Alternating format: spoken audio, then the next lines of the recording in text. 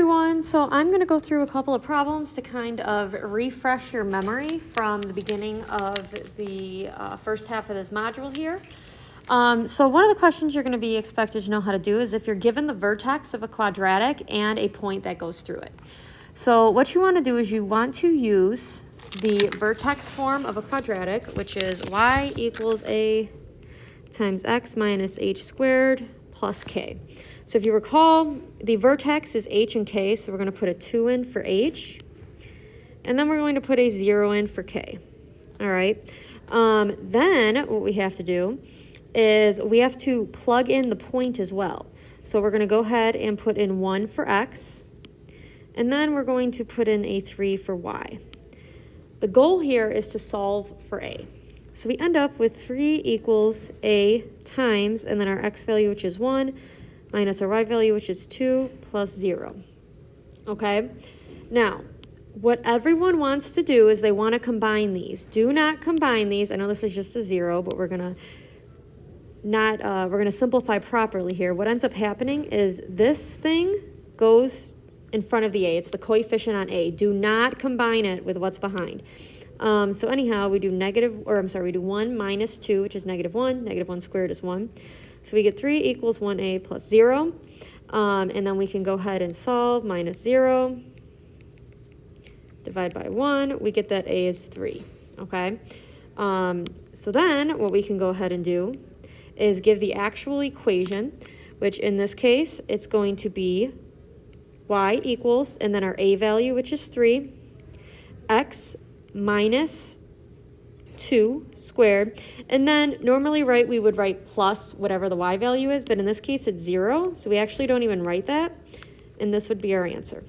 All right, next one. So here they're asking us to put this in vertex form. If you notice, it's in standard form. To go from standard form to vertex form, we have to complete the square. So the first thing we're going to actually do here is write this in standard form. If you notice, the highest power was on the end there, so we can just rewrite this. And then I'm going to go ahead and just complete the square here. So if you notice, we have to take this negative out in front. So we take the negative out, x squared. I divide this 6 by negative 1. I get minus 6x. Then I'm going to take my middle term, divide it by 2, and square it. That gives me a plus 9. But I didn't really add in a 9. I really added in a minus 9. So to balance that, I'm going to do a plus 9 on the outside. Then I just write it as a perfect square. And this would be my answer here. So again, to go from standard to vertex, all we have to do is complete the square. You can skip this section 3. It's actually a repeat of section 2. I don't know why they did that. It's kind of silly. Actually, I guess describe the transformation. But anywho, it says find the equation for the parabolas below. So again, this is kind of like question 1, where you have to come up with the equation. Instead of giving you the vertex and a point, though, they give you the graph. So what we can do is come up with the vertex, which in this case is negative 1, 0, and then find another point.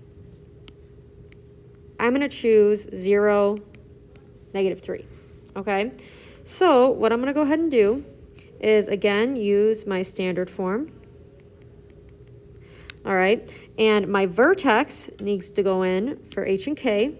So I'm going to plug in negative 1 and 0. And then my point here, I'm going to do 0, negative 3. Whoops, yeah, like that. All right, so we end up with negative 3 equals a times 0 plus 1 squared plus 0. Remember, it's going to be plus 1 because we switched the sign of our x. So then we end up with minus 3. This goes out in front. We get 1a plus 0. We solve for a. A equals negative 3. So my equation for my parabola is going to be y equals, and then I've got negative 3, x plus 1, sorry, had a brain fart there. And then we have our y value on the end, which again is plus 0, which we don't write, so it's just going to be this.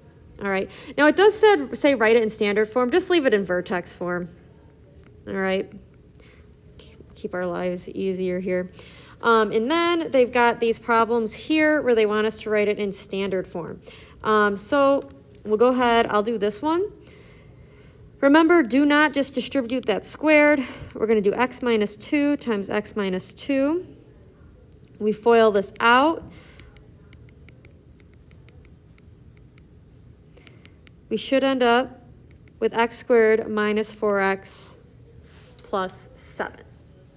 Okay? So that's how that one works. And then let's do one of these with a number out in front. So again, we have to write this twice.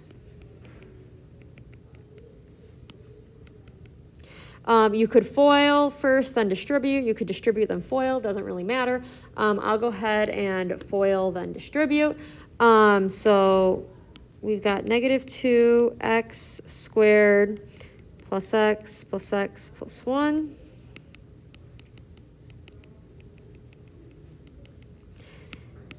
And then I go ahead and I distribute. I get minus 2x squared plus, nope, minus 4x minus 2 plus 3. So my final answer here is going to be negative 2x squared minus 4x plus 1.